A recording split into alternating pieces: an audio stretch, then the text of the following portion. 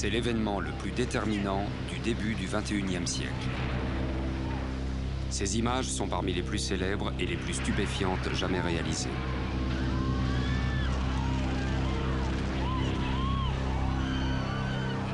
À l'époque, nul ne sait qu'une seconde phase de la tragédie est sur le point de se produire. L'effondrement total des tours, coûtant la vie, selon les estimations, à 2900 personnes.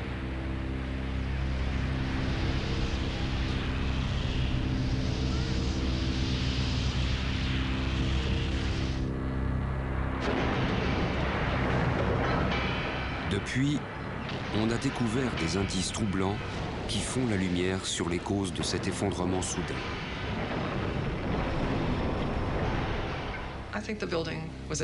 Le bâtiment était un piège mortel, pour de nombreuses raisons. C'est très dur.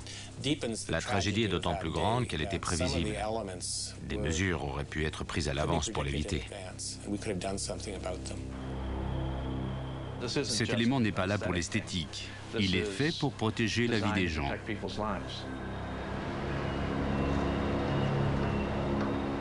Personne ne met en doute la responsabilité directe des terroristes dans ce drame.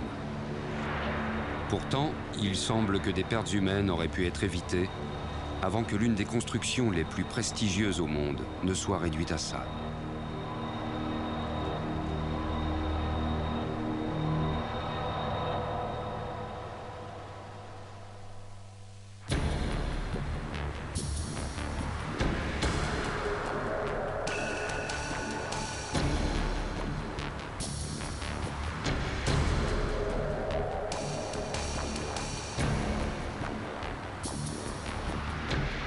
Dans les jours qui suivent l'effondrement, les charpentes en acier des deux gigantesques tours sont transportées dans ce dépôt de ferraille du New Jersey. Chaque pièce est rapportée ici du sud de Manhattan. D'énormes engins soulèvent avec peine les morceaux de métal dont le poids est 2 fois supérieur à celui du camion qui les transporte. Le sol tremble quand ces morceaux tombent à terre. La hauteur de la chute est pourtant réduite.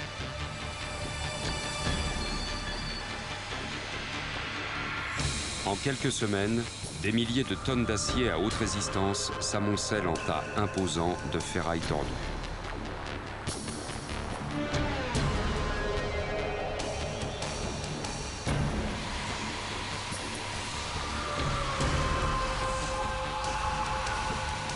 La plus grande partie de cet acier est rapidement découpée, vendue et exportée en Extrême-Orient au prix de 130 € la tonne. Le terrain est dorénavant presque entièrement vide, ce qui affecte bon nombre de membres des familles des victimes. Nous voulons connaître les causes de l'effondrement, le pourquoi et le comment. Nous voulons nous assurer que cela ne se reproduira plus jamais. Nous ne savons pas vraiment comment y parvenir, puisque les preuves ont presque toutes disparu. Sally Regenhardt y a perdu son fils Christian, pompier à l'essai, frais émoulu de sa formation. Quant à Rich Gabriel, il était employé dans une compagnie d'assurance située dans la tour sud. Blessé par l'impact, il a été incapable de fuir avant l'effondrement. Nous comptons obtenir des changements que nous laisserons en héritage à la mémoire de nos disparus. Si nous y arrivons, on ne construira jamais plus des bâtiments comme cela. Ce qui reste des tours constitue le point de départ d'une enquête officielle, même si on ne pourra certainement pas tout tirer au clair. C'est la pire défaillance de la structure d'un bâtiment qu'on n'ait jamais vu. Puisse cela servir de leçon à l'avenir.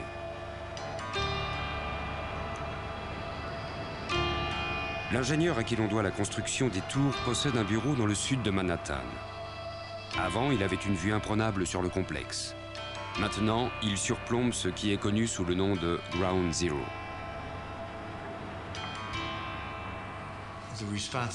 J'étais responsable, en dernier ressort, de la solidité des tours.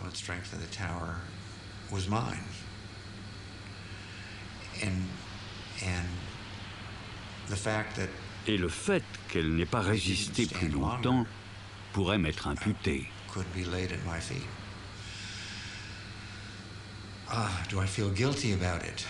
Est-ce que je me sens coupable qu'elle se soit effondrée? Ce qui s'est passé le 11 septembre n'a pas été envisagé dans la conception.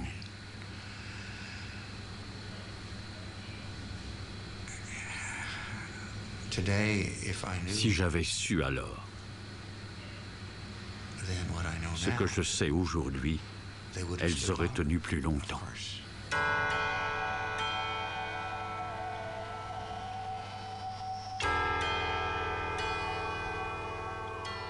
Leslie Robertson a tout juste 34 ans quand il commence à travailler sur un projet qui remportera de nombreux prix. Une technologie à la pointe du progrès, mise en œuvre sur une échelle colossale.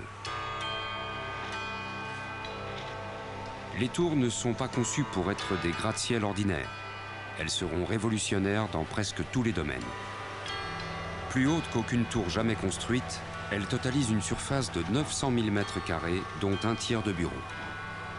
Leur conception, réalisée avec l'optimisme et l'élan vers l'avenir des années 60, est considérée comme le remède idéal à la stagnation et au délabrement du centre-ville de New York. C'était une réaction typiquement américaine. Attaquons-nous au cœur du problème avec toute l'artillerie dont nous disposons.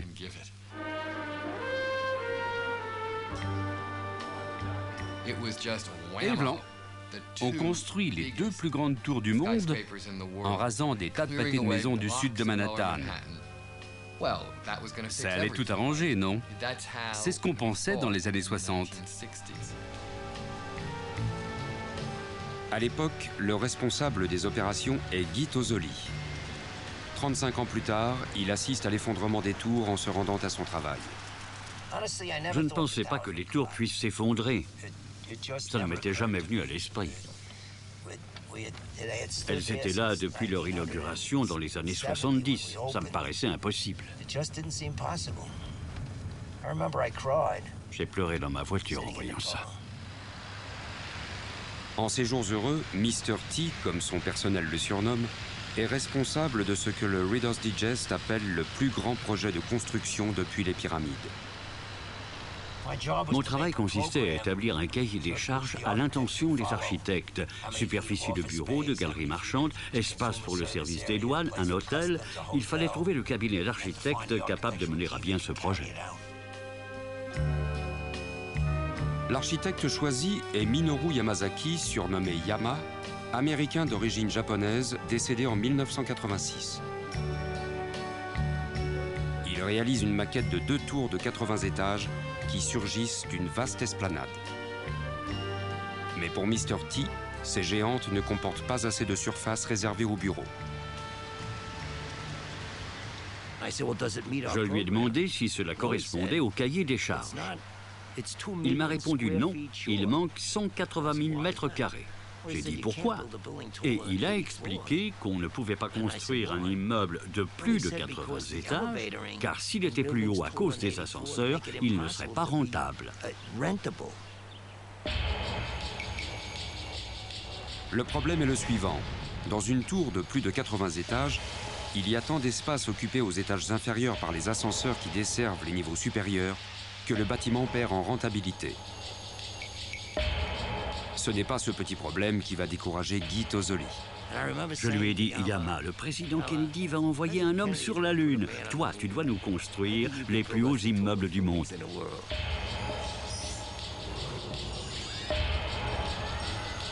Le problème est résolu en traitant chaque tiers de la tour comme un immeuble individuel de 40 étages. Ainsi, le nombre de cages d'ascenseurs s'en trouve réduit. Reproduites 3 fois, ces unités sont ensuite reliées entre elles par 2 ascenseurs rapides, les seuls à monter sur toute la hauteur de la tour.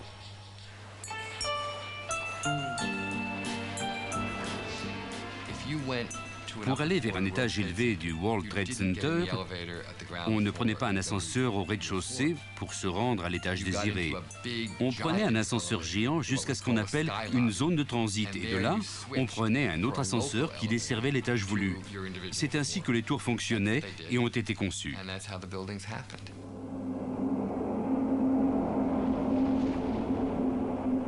Maintenant que la construction de bâtiments d'une telle hauteur est viable d'un point de vue économique, un autre défi se présente, les vents qui, parfois à New York, atteignent des forces d'ouragan. Faire face à ce genre de bourrasque requiert des innovations supplémentaires. La plupart des gratte-ciel ont une charpente en acier ou en béton composée d'une grille de piliers et de poutrelles qui se répartissent dans tout le bâtiment. Le World Trade Center était différent. Il avait ce que les ingénieurs appellent une structure tubulaire. C'est un maillage d'acier extrêmement résistant qui formait le mur d'enceinte extérieur.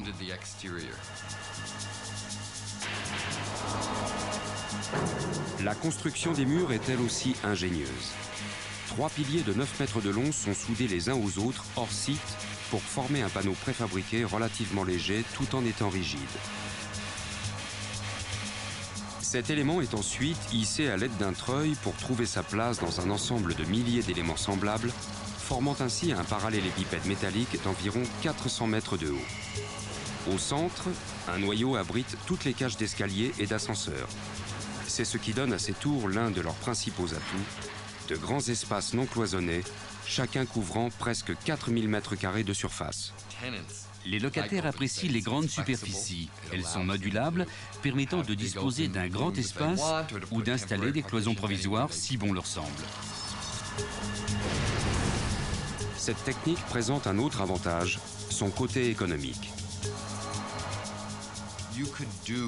Une structure tubulaire utilise environ moitié moins d'acier que n'en requiert une charpente traditionnelle qui se répartit sur l'ensemble du bâtiment. Et elle tiendra aussi bien le coup et sera aussi solide.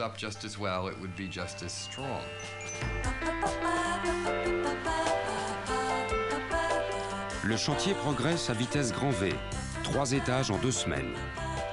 L'acier, à peine arrivé de tous les États-Unis et d'ailleurs, est déjà hissé et occupe sa place dans le ciel.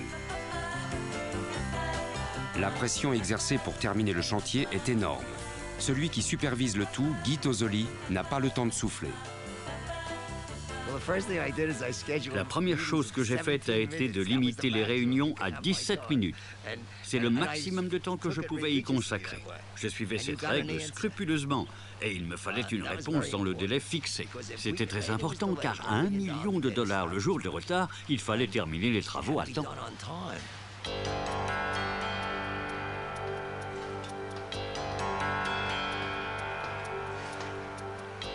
La dernière étape est d'installer une antenne de télévision de 350 tonnes au sommet de la tour nord. Elle a ainsi une hauteur totale de 521 mètres, ce qui fait d'elle, pour un bref moment, la plus haute tour du monde.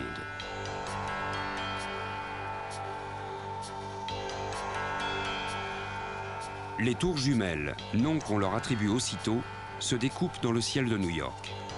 Elles deviennent l'une des structures les plus célèbres au monde.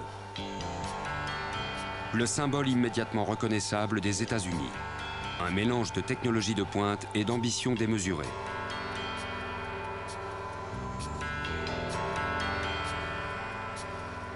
Au début, il est difficile de trouver des locataires pour occuper la vaste superficie des bâtiments. Puis, peu à peu, les étages se remplissent.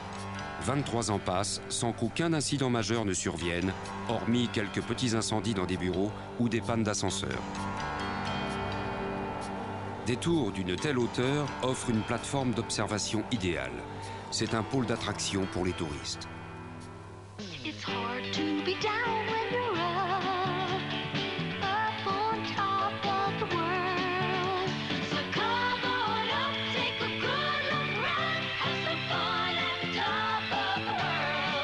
The observation deck at the top of the World Trade Center. If you think the view from inside is spectacular, wait till you get outside to the roof. It's breathtaking.